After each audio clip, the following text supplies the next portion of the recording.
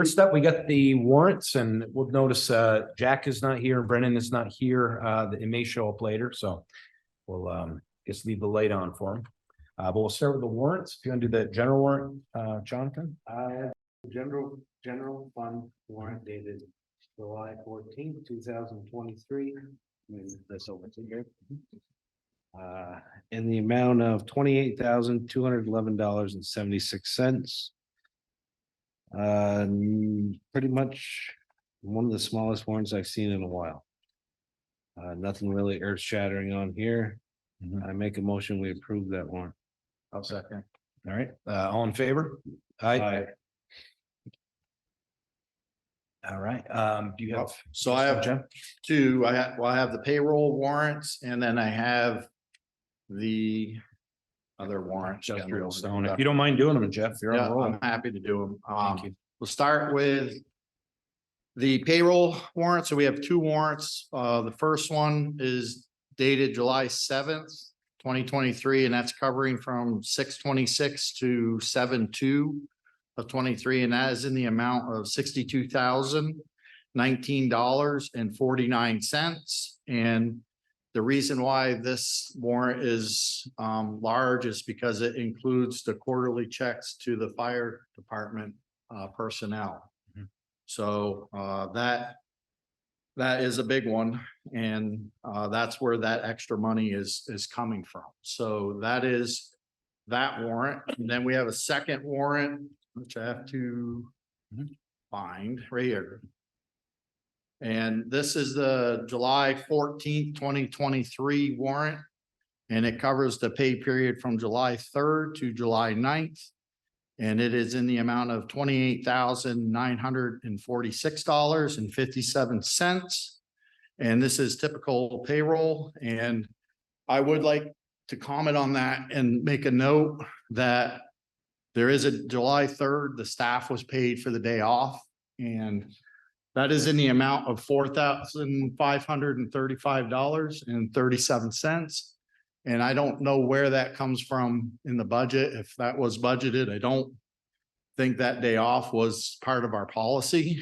And so I just want that noted in the minutes that did happen. So, and we may say as a town that $4,535 is not a big expense, but that is actually more the entire select board gets for a year. So it depends on how you look at money. But anyway, so that happened. I just want it noted that it happened. And so I would make a motion that we do approve these warrants. I make that motion. Second. All in favor? Aye. Thank you, Jeff. And then For those. then we have another warrant, the industrial park warrants. So we have a stormwater utility warrant for $5,344.40. That's dated July 17th of 2023. And those warrants go to the firm that's helping us out with this. And I met with Dave, and so this outside firm is doing a bunch of the I'll just call it remedial work that has to go on to keep us current with our permits. So do you want me to do these one at a time or all together? I think we usually do them separate. Okay, Separate, so please. I'll make, so this again, this warrants in the amount of $5,344.40, and it's just for planned work on our stormwater utility, and I'll make a motion that we approve that warrant. Second. All right, all in favor? Aye. Aye. The second warrant I have is the Stonehouse warrant that's dated July 17th, 2023, and that is in the amount of $13,831.79.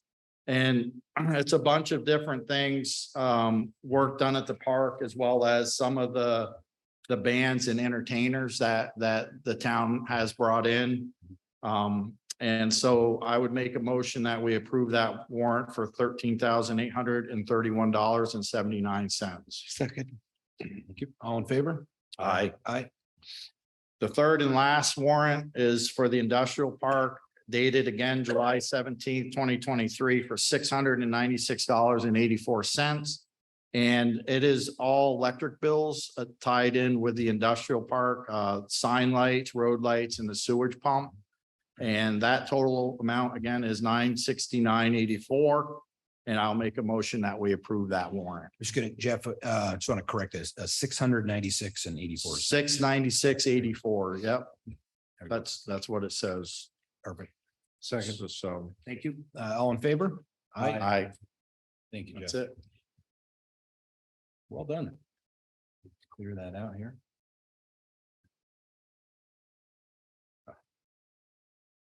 Excuse me a moment. Lost my copy.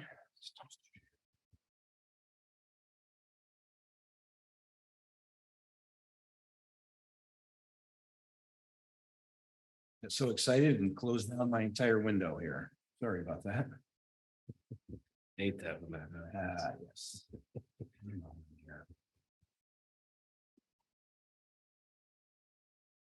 There it is. Okay, sorry about that, everybody.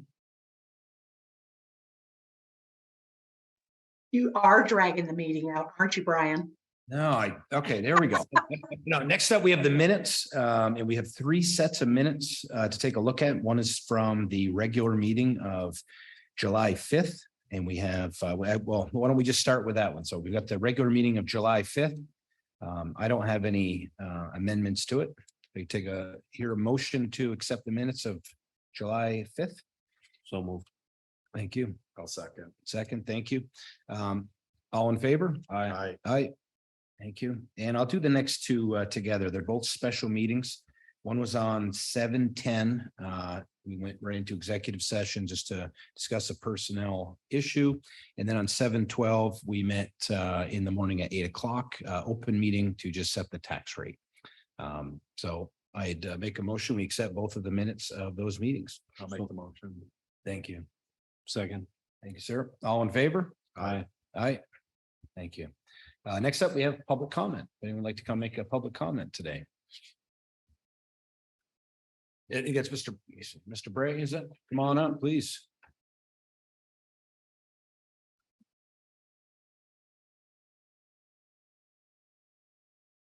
Mr. Bray, did you want to make a comment? Yeah, please.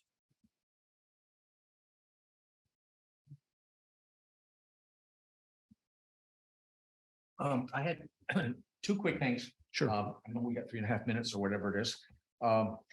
When I was in here the night before the election, one of the things you guys gave me 2.5 hours to talk about the budget. We talked about dog licensing.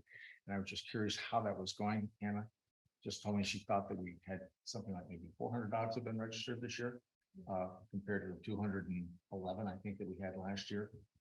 David McWilliams had mentioned that night when we were talking about it, that there was a state mandate that you had to do a dog census every 2 years. And one, I was wondering if we were doing that. And 2, my question still is that I think we have a heck of a lot more dogs in town than what we're registering. And is this dog licensing a voluntary type thing, or is it a mandatory? And if somebody doesn't, what are the ramifications for it? I paid my $10, but if it's a voluntary thing, I may not pay it next year. Yep, I paid mine. Just those numbers you said, and whoever can clarify. In the past, it's been about 200 and now it's 411. Well, the budget for 2024 talked about $13,000 in expenditures for animal patrol, and it talked about $2,200 in income. And I remember I asked if anybody was interested in starting a business where we could we take, it would cost $13,000 a year to run, but we'd only bring in $2,100. And you folks looked at me like I had rocks in my head, and I would if I had proposed that. But that's kind of what the situation we have going on in here with that. When I was running for office, I knocked on 900 doors, and all the people didn't answer the doors, but all the dogs did. And I would safely guess that at least 60% of the houses in this town have at least one dog and some have two, because the dogs would always answer the door. And if you start looking at the numbers of households, don't count farms or apartments or any of those things, just the households, I think you'll see that, 60% of the number of houses that we have in this town would come out to a lot more than even the 400 dogs that were registered. A suggestion that I had, and I don't know how it works, I asked if there was a job description for the animal control officer, which I understand there is, but I never did see it. I really don't know what that person does. But if it's a dog inventory that we need to take, it took me about less than 2 weeks to knock on the 900 doors. And I would think that you could take like call it our high school senior or some college kid home for the summer and say, hey, I'll pay you $4,000 or $3,000 to knock on everybody's door. I'll even create a form that would say, so-and-so lives at this house. Yes, they have a dog license. And if 2 dogs start barking in the background and nobody answers the door, the person could just fill out the form and put it in the door and say, you owe $20. Just as a suggestion, try to make it more profitable for the town. Is my thought. So that's all I had to say about that one. Okay, thank you. Did you have another issue? I did have one other issue, And just then let's hold on to, let's let Carrie respond and then we'll go from there. Okay. She knows more about it than I do, for sure. It's something I researched, right after you asked the questions about animal control. David, I think worked for us for 12 years and did maybe 2 dog censuses, at the most, maybe only 1. So I asked VLCT, and they referred us to the Book of Wolf, which is their template and an updated version of all the animal control rules. But they said that a census is not required by law every year. Per se, it's not a knock on the door, but the fact that like Anna and Lisa have sent reminder notices to everyone who registered a dog previously, that satisfies our legal requirement to do, to urge people to license their animals. So legally, we're fine. The second and third point that you made was that we should do a dog census, and that's a wonderful thing to do if we were living in a perfect world, but I had to beg for a year to get someone to even do animal control. So if you know someone who could do that, please forward the name to the town, because we advertise. I called people. It's just not a dog. It's not a job that most people want, because the job description is not really formal, but they answer calls all the time for like $25. So nights, weekends, holidays and weekends, it's not a big draw. It's very, very hard to fill that job on an annual basis. Now, maybe we could get a college student who doesn't mind walking around. It'd still be probably a revenue loss for us. Really, net would cost us money. But anyway, so legally we're okay. And yes, we could do that in the future, but we have to triage our projects and personnel now. So I'm not sure where that is on the priority list. Well, I was guessing that the $13,000 that we're paying for animal control, what do they do for that $13,000? Like she said, yeah, it's a lot of the calls, if you loose dog or something. Well, there's a difference between what we budgeted and what's expended every year. We don't spend $13,000 every year on animal control. I don't remember those numbers right off the top of my head. You said it's $25 a call, right? It's Is that or something 500 a like month? that. I think It it's, should be that. yeah. We switched the model to a stipend because we couldn't get anyone who would perform those services for those amounts. That'd be 520 calls. We don't have that. But they answer calls for animal control. They will go pick them up. In this case, because the Humane Society or the Franklin County Area Rescue is insolvent, well, we're having a hard time financially. They will not accept dogs from the town. So our animal control officer also separately boards dogs for us, including rabies, colds, and lost dogs, and sometimes just boards them.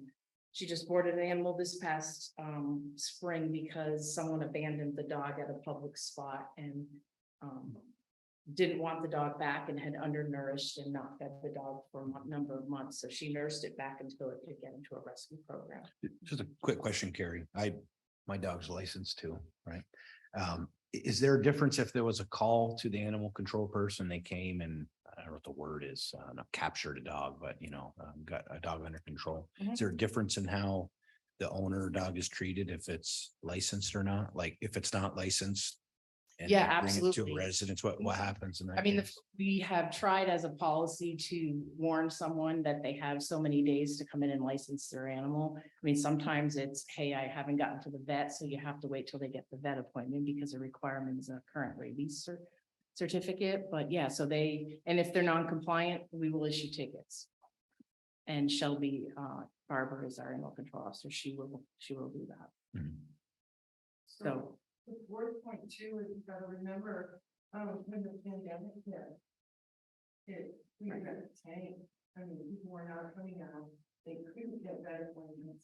And then finally, when they started getting vet appointments, it was just months and months. Still is. Yeah, it's still. Yeah, right. I made the choice to ask David to stop calling people. He was calling people that spring and it was infuriating. It just made them so angry. They called, I got at least 5 phone calls of very upset individuals that we were asking them to register their dogs when they couldn't even get to the vet. So we did not do one in 2020 on purpose. 21, I don't know. I think that's when David retires. Thank you, Carrie. Yeah.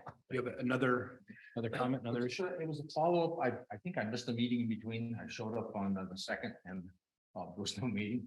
I'd written down that that's when we were having the next meeting. So Yep. There was at the meeting before that, there was some discussion about stormwater. I think it was utility and you all voted on approving it, I believe. I think it was 4 in favor and Three, Jeff, I three, think you 3 to were- 2. you It was opposed. 3 to 3. Both these guys opposed. Yeah. Oh, okay. Yeah.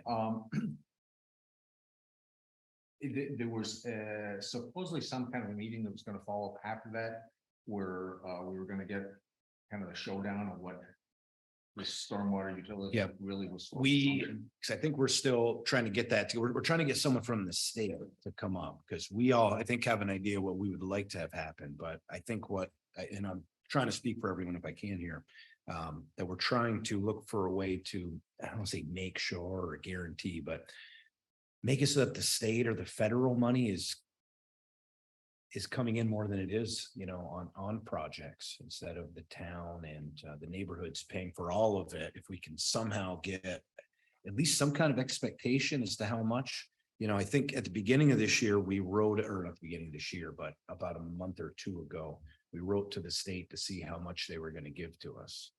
And they wrote back and said, you're going to get $25,000, like, I'm not gonna say it's nothing, but with the budget, we have 25,000. All right. Geez, and then we've heard out subsequently that we're actually getting $460,000 or some amount. So that was part of it. We're trying to schedule, because I think Dave was working on that, correct? Dave Allerton trying to work on getting someone from the state to come up. And then we definitely want to warn that and have it as a public meeting. In a special meeting if possible. So that's the only thing that we're going to be talking about. The other issue, if you missed it, was simply, Albans Select Board meeting Monday, July 17th. Wow. 2020. Smart. never knew that existed on a PDF. Double clicked on On it. top of it. Interesting to remember that. Yeah, it was just, I asked Dave, I kind of challenged Dave if he can somehow reach out to folks, other stormwater utilities, states, whomever, to try to come up with a formula for who should be paying for what on each type of project. One that we threw out to him. I don't know if this is where we'll end, but if we can have state and federal dollars paying half of every project. And then the local neighborhood and the town would do a split, I guess, based on impervious surface, I think right now it's set up to be impervious. A percent of impervious surface. So say Tanglewood has water coming in off public roads, that would obviously be public, and then the private, that percent would be put up by the private. That's not necessarily how it would work out, but that's how I think it's written Yeah, now. some way. So we're looking at trying to make that more equitable if it's possible, and really it leverage the state and federal money as opposed to the town people's money. Yeah. I think trying to also make it as equitable as possible between the different neighborhoods. I had a resident write to me about this. I was trying to explain, some thoughts of somehow having a similar formula for Tanglewood as we do for Grace Brook, as we do for every neighborhood. And then also, of course, balancing those who live in a neighborhood who might get help, and those that my neighborhood's never going to be part of it. I'm going to pay in. Probably won't receive any direct benefit the way other neighborhoods will, but just balancing those two And interests then too. another, like, it's so confusing, because like Tanglewood raised a bunch of money. They're ready to go. Mhm. Well, the next project, Yep. Fly Down Drive, maybe you can't even get people to throw $5,000. We don't know. So how do you work that, and just so making that clear, how that's gonna work, so everybody's on the same page all the time. It's in the works. Dave's working on it. Do you think there's one with, what was it, the Build Back Better legislation that came out of Washington, that there will be additional money for these types of things? I don't think it's that. No, It's a good bill, but not for this time. Okay. I'd like to be wrong on that, but. Yeah, so the answer your original question is I hope we have a meeting set soon. That'd be my hope, hopefully in the next few weeks. One of the things that just kind of bothered me a little bit at the end of that meeting was is that we were all just sort of jawboning back and forth, and one of the members said, well, we really don't have to be in compliance until 2036, I think it was. Yeah, that's the And end date said, right now. well, a lot of us won't be here. There's a good chance I might not be. I think you meant not on the board. I think. We did kind of laugh about it. Yeah. My just concern is that the bay, the lake is, a gem for this town, and they're putting it off as long as we can, just kicking the can down the road. I just think we're making a mistake on doing that. And I know that stormwater isn't the cure-all for all of the problems we're having in the bay, but it's a step. And just the sooner that these things can happen, I just think it's gonna do a better job for cleaning the lake. Mhm. People, I get a lot of good feedback from the activities that are going on in the Bay Park this summer with the concerts and those things, and it's just a nice place to hang, they're telling me. So, I agree. whatever we can do to speed up the process of cleaning up the lake.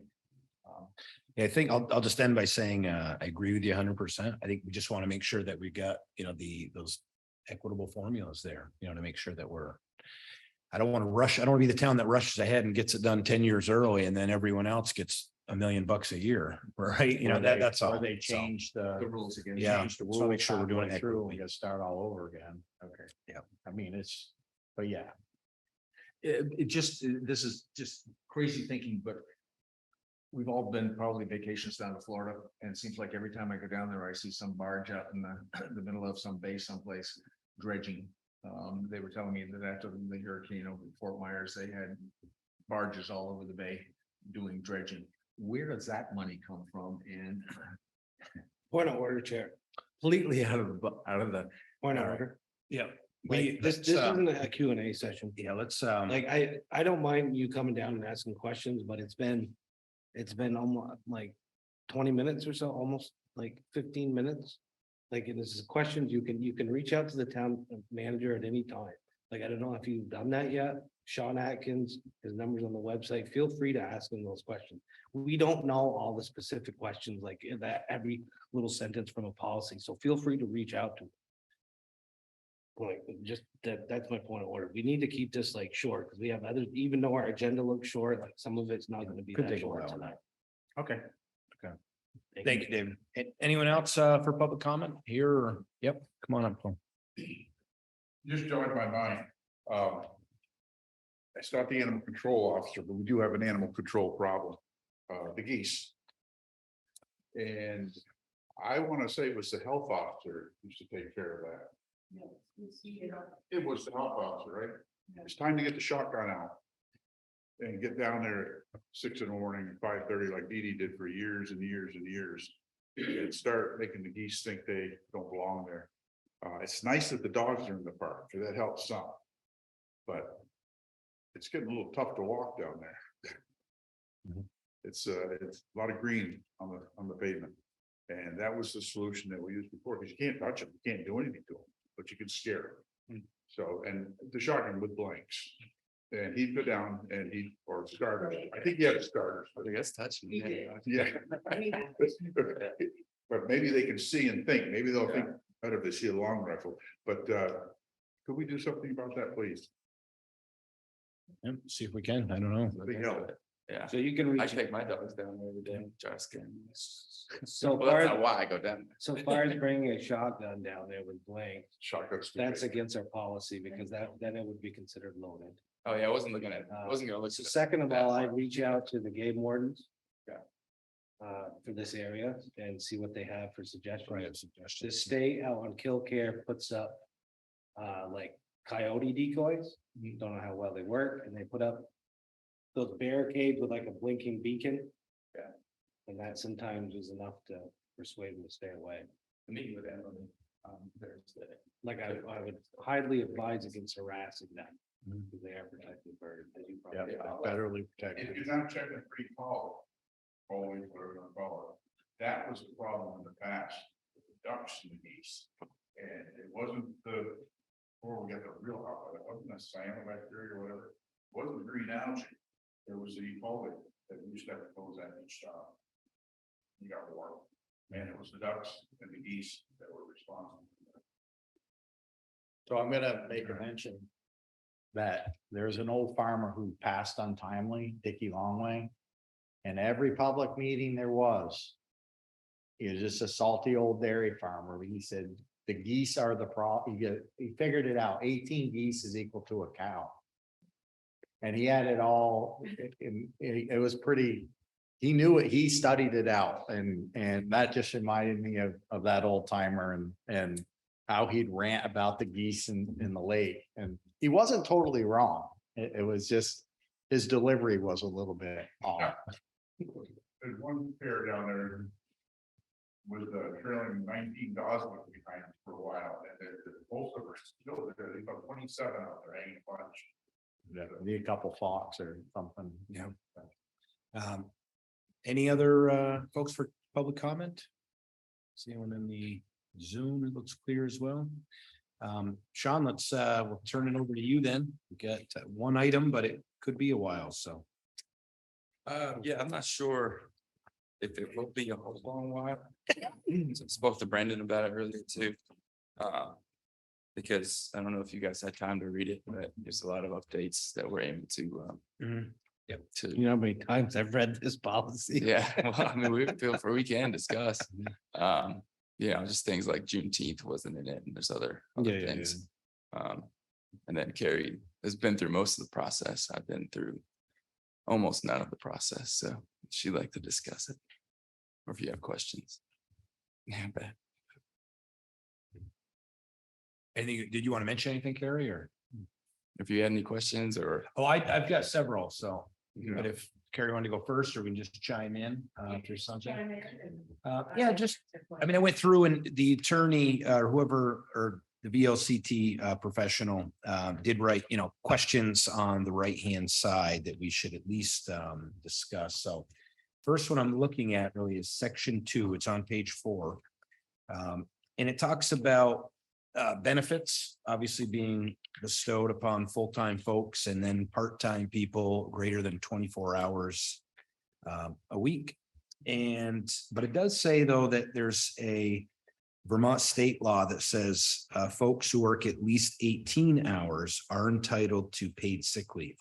So the question that was posed to us here as a select board is, should we add that in where we just have people get benefits at 24 and up? However, if you're 18 to 24, you will get paid sick leave. Or should we just make it at 18 hours, right, for everybody as a part-time? So given that we have the 24 in there, I mean, I would just propose that we just have them add one sentence that specifies the 18 hours. If someone works 18 hours or greater, then they are entitled to paid sick leave, just so it looks like most of the document is being updated for state statute. So I think that would make sense to have that in unless someone thinks we shouldn't. The 24 hours is in there because that's a Beamer's rule. Like, if you work more than 24 or more hours, then you're required to pay into Beamer's. Mhm. That's the one that number. Yep, no, that's perfect. I'm just, again, all I'm proposing is we add one more sentence to answer that question that's in the right that commented. Just saying that Okay. we would, for folks who work 18 to 24, the only benefit they'd be entitled to is the paid sick leave. Any thoughts, Jonathan, or all good with that? Yeah. Let's see, we have, section 7, page 5. Let's see here, page 5, section 7. Hours of service. Yep, hours of service. So we have in here that regular work hours for persons employed at town hall will be 8 to 4, Monday through Friday. Now, in the next sentence says regular work hours for the road crew will be, different times, but it also says in the third sentence that either the town manager or the public works director can have flexibility with that for people depending on special projects and weather, obviously. So my question is, should we put that in the hours of service for people at town hall? Should there be flexibility if someone, and maybe they're 8:30 till 4:30 or some variation like that? Should we add that in, or should it just be, because right now it's a hard 8 to 4? I would suggest maybe you change that word shall to may. I mean, I have used that in the recent past with an employee who's having a hard time with daycare, for instance, then they worked 8:30 to 4:30 for a while. Mhm. Like having that option. Yeah, that's what I know. I've had that conversation with you before. So Yeah. I guess I'm wondering, now's the time to add a sentence in there if it's approved I by think the town that's perfect. manager or right. something like that. We have it in for the road crew. So Well, I don't know if that has to be policy, because remember that training we had? You were there with Karen. Yeah. Were you there too? Yeah. Mhm. There, right? Mhm. She said accommodations. a business. Reasonable Municipality has accommodation. to make reasonable accommodations, and they don't always have to make accommodations Mhm. to that. They can, but they don't have to, right? Yeah. So it'd be kind of like a Unless, flex time. unless it's like a disability, but if it's just somebody like, whatever, Yeah. like. I don't know. Anyways. Yeah. And so I don't know And if that's in that's, here in a different section. is that, are we Would that kind of cover the same thing, or does it really have to? Do we have to have a policy that says 8 to 4:30 or whatever? Like if accommodations can be made, like if somebody wanted to start at 7:30 to 4:30? Well, I agree whatever. with Brian in that I think changing the word shall to may would be Or is more useful, Yeah. less. Cleaner too. Yeah. Fine. That would give us I just want to make sure we have flexibility just in case it says 8 to 4, but. Any thoughts, Jeff or Sean, on that? Are we covered if it's just under the reasonable accommodation? I think so. Even just a little word. Yeah.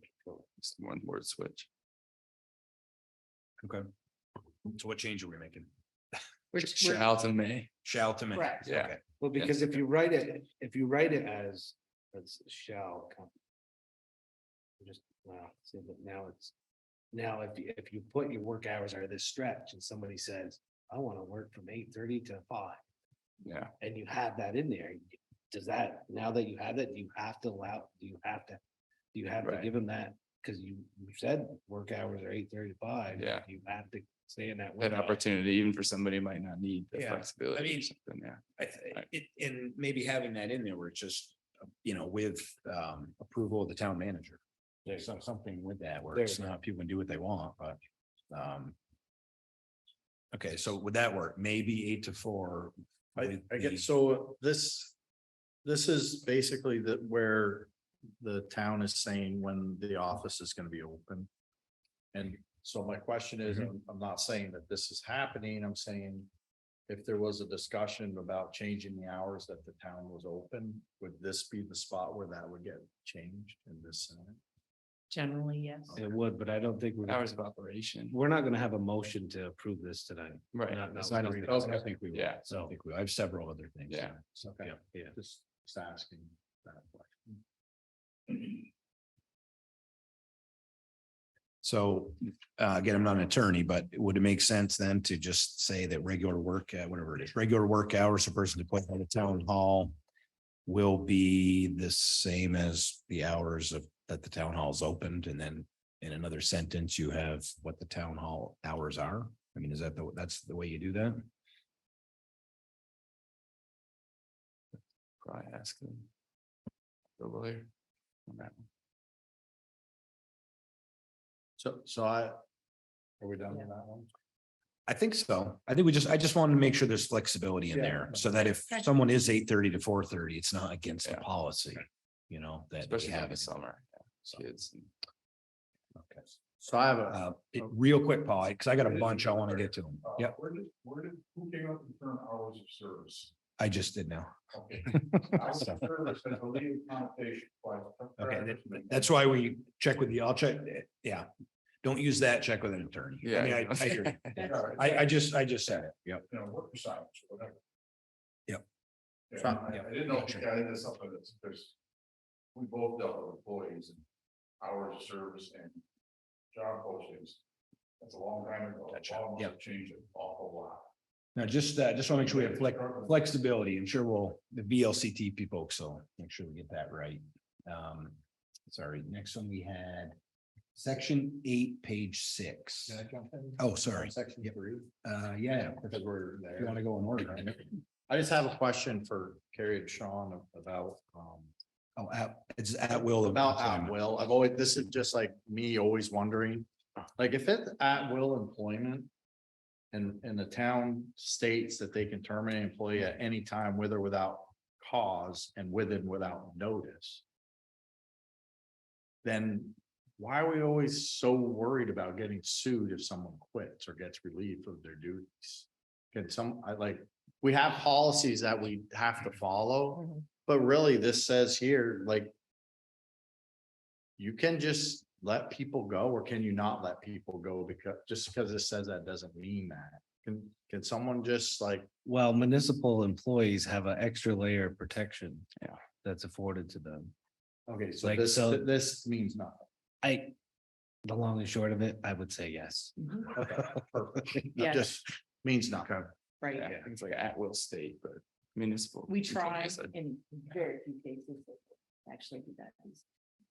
So, yeah. So just because So we we- say it doesn't mean it means that.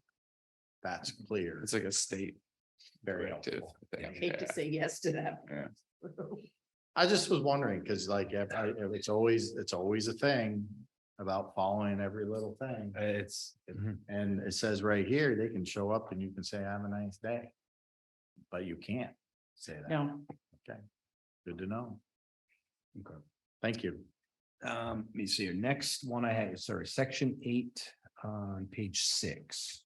So this is in a section labeled nepotism. And I did have just one question. Mhm. What was the difference in this between the purple and the red color?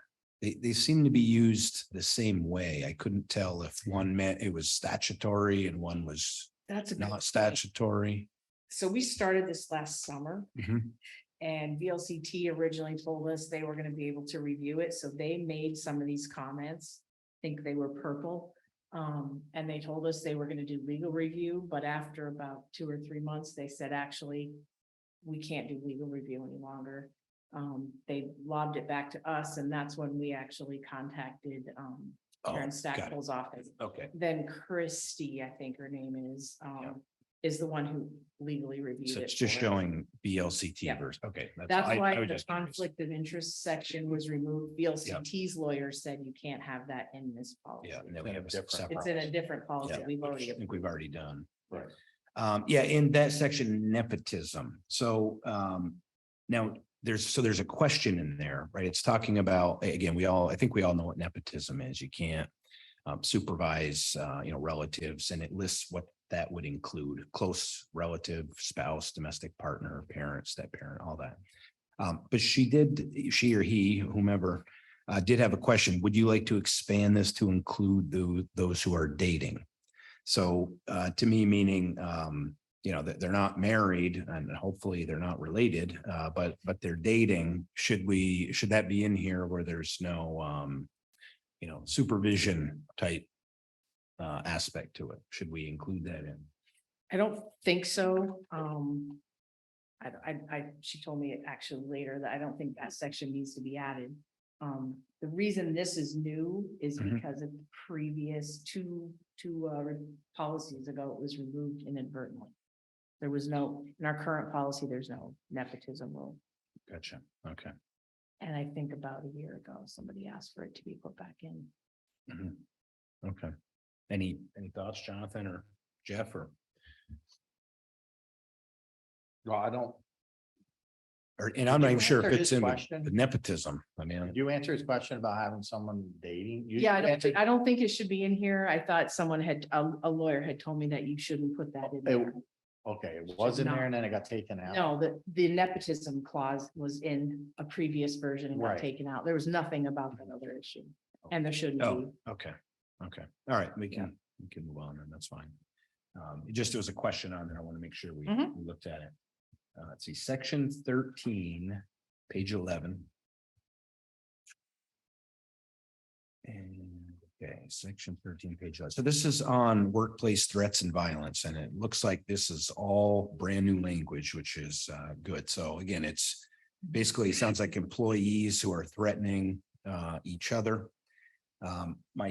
Just a couple of questions, number one, is that if they're not using town email, for example, like they're using their own personal email or they're using a personal text on a personal cell phone to threaten or harass. I just wanted to make sure that that is also, if legal, prohibited also.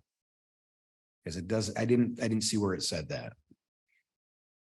Because it said, it looks like a lot of it is threatening stuff on site at the workplace. So I just wondered if a personal email would be counted. My gut says yes, but if we're gonna ask an attorney, I guess we should ask them about. Well, I that. don't think it doesn't matter the channel or however. the Right. Harassment is, it doesn't, the fact of the matter that you're employed by the same employer. Doesn't matter what channels or how you, what form of harassment you do with it. I think Karen kind of highlighted that last time we talked to her. I mean, that first sentence in I that, just want to make sure whatever, okay. in that paragraph, all complaints of workplace threats and violence will be promptly investigated. I don't see, You see what I mean? Because it says I workplace know, threats or it violence. does. So if something happens at Taylor Park, It says on the Yeah. town's property. it says, public. It does say on the town's property. yeah, that's all. I mean, if we just ask them if there's a reason that's excluded, like it's not allowed to be in. I'd prefer that it was in, just in case people read the policy and Actually are says- like, oh yeah, I can use my personal cell phone here. I don't want this policy conflicting with what's actual law. Bingo. Well, this was Exactly. written by a lawyer, so Yeah. she's the one who put this section in. Yeah, that's why I just want to know. If they say, no, you can't have it in, then all right. Yeah, we did our diligence here. Okay, so the question is, should we add language to improve use of private devices? If we're allowed to cover it, yeah, I think that's essentially my question.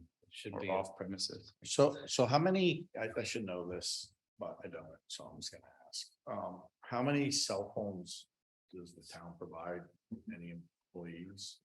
We pay for a bunch of cell phones. for people? We do. These, I don't know. Not yours, no. I think it's like 6. Town manager, Dave must have one.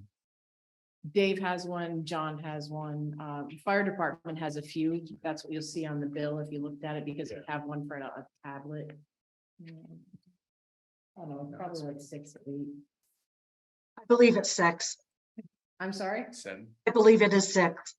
Six. Okay, 6, thank Do you. we have a policy surrounding those? Yeah. yes, and we also have a section in our personnel policy about use Equipment. of public Right, equipment. right. Yeah. Okay, and then just a thing, it doesn't necessarily have to go with this section, but it made me think of it. When this is done, Sean, how do you plan to get all of these changes out to everybody? Are we just gonna send the policy? Are you gonna have, you think of having a, I don't know, webinar, something, For, just to go over all the changes once we're done with this policy? With the staff.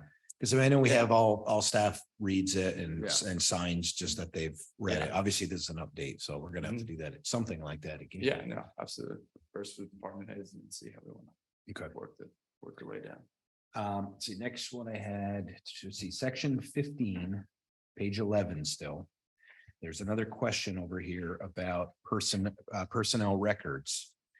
And it's saying, major infractions, defined as those disciplinary actions resulting in a loss of pay or suspension will remain in an employee's file indefinitely. And then the question on the right was, why only major infractions? What happens to other disciplinary documentation? So because it doesn't say it here, but do we have a policy? Should we put that, like, if it's something more minor, does it stay in and then is it removed? Or does it not go in at all? Is it removed after 5 years? What That's happens a on fair that? question. What we did in the past was leave it in the file, so this is not accurate. I think I would strike the word major to be more Just accurate. be any infractions? On the advice of attorney, when we have a ladder of discipline, we document verbal, then written, and then the Yeah, which other will- louder mill hearing yeah, or we'll whatever get to. happens next, and it does stay in the file, in the folder. Okay. Makes sense. Yeah. It does. It doesn't go anywhere. No one else has access to it, so. Yep. It's private. but it So does should stay there. you think we would just strike the word major? Mhm. Choose infractions will stay in indefinitely. It's common. Okay. Let's see. And you could probably strike that last sentence too, then. Yes, Don't need to define a major infraction. No, I think it's the part though that it stays in their file indefinitely. As opposed to. Hey, boss, I've been good for a year. Can you take that out now? Yeah, just take out the word major. Or I think it's just saying that any discipline, which would seem to make sense anyway. Maybe just lose the word major. well, I guess to Jeff's point, I'd like it better if it didn't say, that it's kind of implying now. Resulting in loss of pay or suspension. There's a lot of times when, not a lot, there's a few of times when someone might get a verbal warning.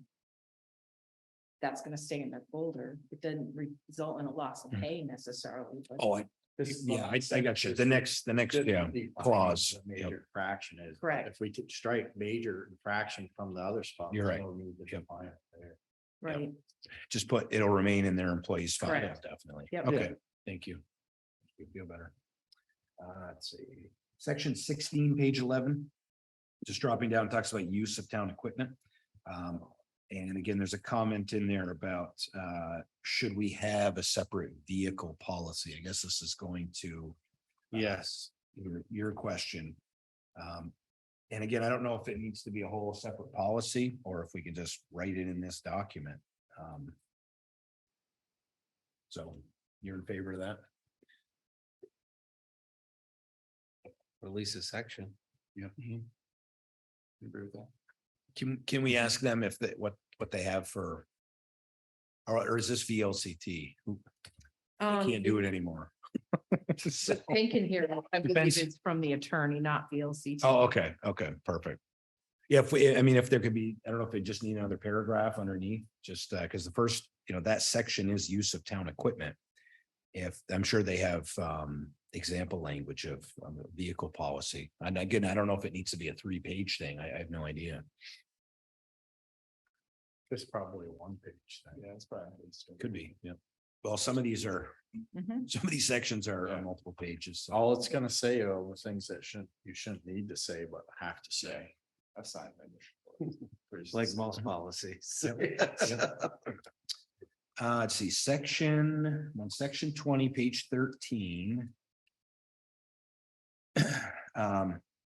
just want to point out, so because I looked at them, I wasn't sure what all of the holiday leaves are, but they're spelled out here in the policy. There's some changes to it. Juneteenth has been added, and I think with Juneteenth, we're at, looks like 12 days, if I counted that correctly.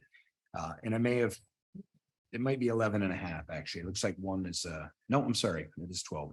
Half day on Christmas Eve, half day on New Year's Eve. So those are in there.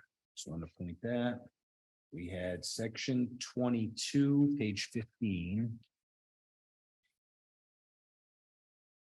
Let's see what I had here. Sorry about that. Let's see, I paying for sick days for employees who terminate employment. She has she or he has a question in there about I'm sorry, I'm right in the middle of the page. If you're looking at it with color, where there's the blue section, where it says in good standing, page 15. So it says upon termination of employment in good standing, an employee shall be paid for 1/2 of accumulated but unused sick time up to a total of 12 working days. The question on the right is just saying, how is in good standing determined? If we don't have a definition for that, what that means, they're recommending just removing it. And it would just be if someone leaves employment here, whether they're in good standing or not, they get paid for 1/2 of their sick Correct. days up to 12. So I just wanted to point that out, and It should be stricken in yours, right? Or It is- proposed. Okay. it is, Yeah. yeah, they're recommending removing it. I just wanted to make sure that we as a board, since that's a change, that we saw that and are good with it. So, I mean, I'm fine with it if someone has it. Otherwise, we're gonna have to come up with a definition of in good standing, which we could. It's not advised. There's a lot of You're behind the scenes advice there. Just better strike off that. to pay them. I think, like, if somebody's gonna typically. You're better off to pay them. Okay, as long as everyone's good with it. Let's see, and I just had, sorry, I just have two more. One is sections 24 and 25 in regarding parental and family leave and short-term family leave. A lot of pages, but a lot of red. It looks like it's all updated based on state statute. So we have all that ironed out and up to date, which is great. And my last one really is a section 31 pages, starts on 20, goes into 21, right at the top. So the attorney wanted us to maybe update the language that's in here. It talks about employees are paid weekly. The work week runs Saturday to Friday. Paydays are Wednesday with payment made for the work weeks ending the previous Friday. And there's a note just saying we should make sure that the language we have in there reflects what we're actually doing. And there is a piece in there about being, so it looks like we were paying people bi-weekly. Looks like bi-weekly was stricken, or is that maybe their example language? She gave us that example, and since we pay weekly, we left it like that. And we just Gotcha. Wanted to. And is that, I mean, it seems like a lot of people get paid bi-weekly and it's probably saves time and money in some fashion. Is that something, how hard is that to change? Is that? It's not hard to change them. I think we used to be bi-weekly, but some employees created a hardship for. So it's like we're maybe. Okay. A while ago. Is It's it- been like that is before. that- me. Any idea about how much more expensive it is to pay weekly versus bi-weekly? I can get that in. Just to know what. Mhm. I mean, I'm not saying that we should do it, but I mean, it might make sense to do it. The people may have rolled over, people may be able better. They're all making more than they used to. They might be able to make it. Plus we pay per transaction kind of, right? Do we pay per transaction type of thing? Okay. But anyway, it might be, it would save some work and clean, make things a little clean. Yeah. My job once got paid once a month. That was. I did. That's what I just got paid. That was tricky. That's what I had, yeah. Fun to And I get used to think, that. you know, when I went through, that was the last thing last thing that I had that I wanted to bring up. So thanks for bearing with me, everybody. So I think we got maybe 5 or 6 questions or edits, and then maybe we can bring them the next select board meeting and we could do that. That'd be great. Did you also, I'd like to be, Round 3. like Yeah, you've done as yeah. well, but there was 2 attachments to the The policy. grievances, yep. Did you have any, you didn't have any questions on there? I Okay. did not. That, was Okay. there a change with that? That seems like the way I thought it was. We Is there- didn't have one written. Oh, okay. So we wrote down what we've been doing. The attorney did. Okay, perfect. Perfect. But anyway, so if we make those changes, then just make sure you let us know if there's any changes you want on that. Perfect. It And looked, and essentially, it's if there's step 1 for grievance, if you are an employee and you have the step, whoever disciplines you or whatever it is, step 1 is to file a written complaint with their supervisor. If they don't like the resolution, then step 2 is to go to the town manager. If you don't like the resolution, step 3 is to go to the select board. And they have a choice of an open hearing or closed hearing on that. Yep. So, okay. That's why it didn't seem different. Perfect. Anything else, Sean, on town manager? Just 2 quick things. Mhm. FEMA came by Thank you, today. Carrie. FEMA Yep. came by today, met with me and Bob. We kind of kept telling them, thankfully, we have, minimal damage compared to in most of the rest of the localities. But there's a chance that we still might, that Franklin County might get, still get open or allow ourselves to be open to individual assistance grants and stuff. So if anybody has been damaged, their houses and that there is the threshold depending on what type of house it is, but I'd be more than happy to talk it through with anybody with more specific details about what is, water in your basement isn't, just to give an example. But if water goes so high that it touches electrical, pan, something like that, Mhm. just to give a quick example. But I'd be happy to talk to anybody, out there who might have come across some damage and just, we haven't heard about it. But overall, they were pretty pleased with, obviously, like we all are, with the lack of damage here. And just real quick, our CFO job posting, we're pushing 15 applicants already. Wow, And that's great. just a pretty good range of candidates. So pretty excited about that. That's awesome. That's awesome. That's about it. All right, anything else, Sean? That's it. All right, next part here is the schedule. So our next meeting is Monday, August 7th. Then our regular meeting after that will be Monday, August 21st, both at 6:30. Of course, if we have any special meetings, hopefully you look at the stormwater utility, that would be wonderful. And hopefully it would fall in before those both are done.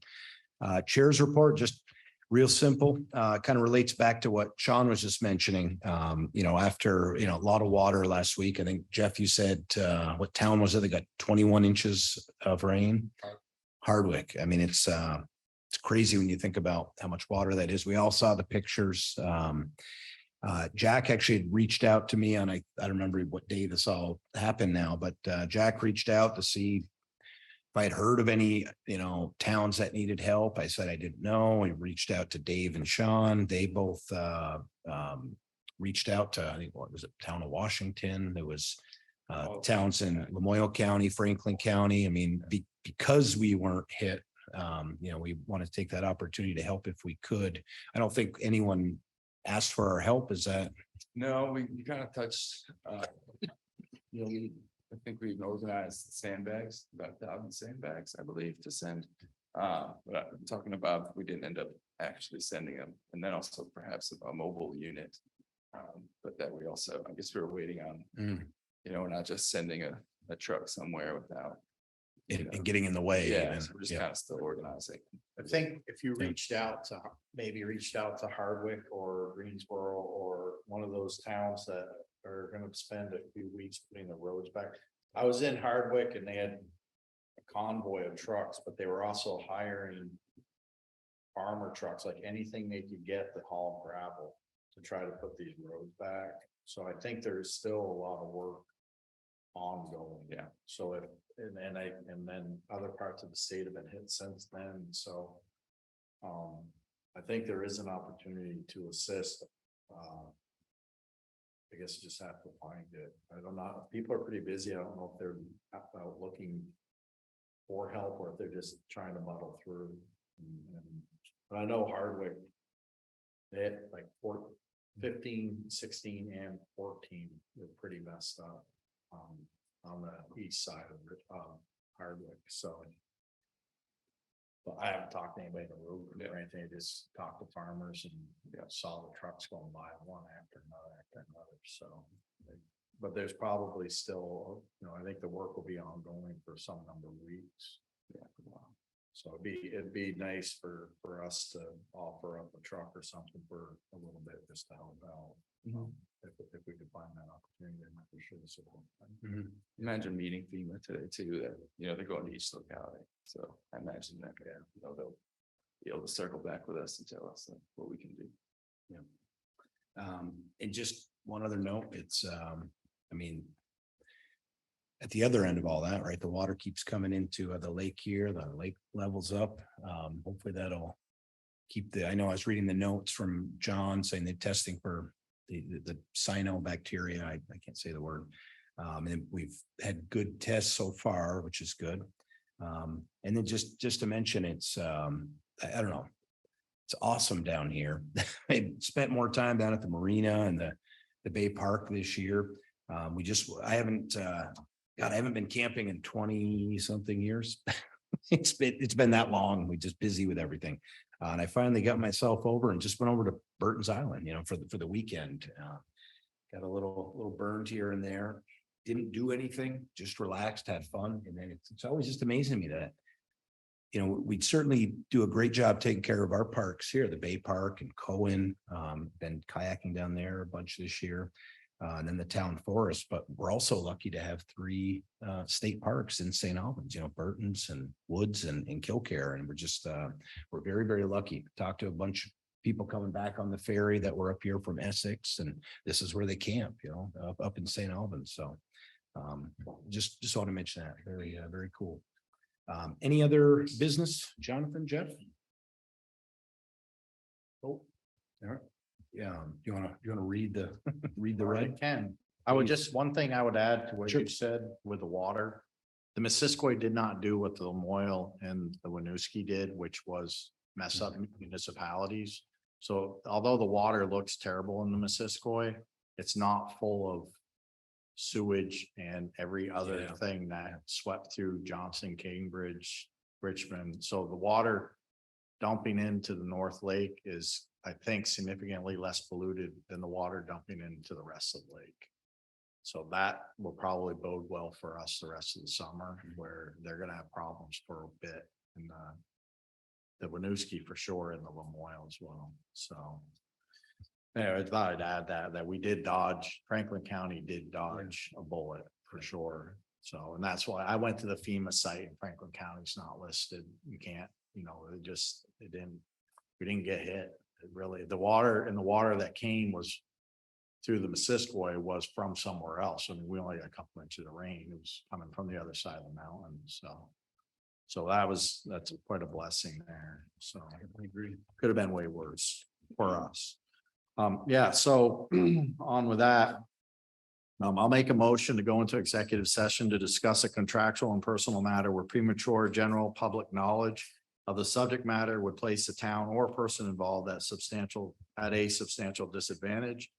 It is further moved to enter into executive session to discuss a contractual and personal matter under the provisions of Title I, Section 313A1 of the Vermont statute, and to invite in the town manager, Sean Atkins, and the interim director of operations, Al Vogel.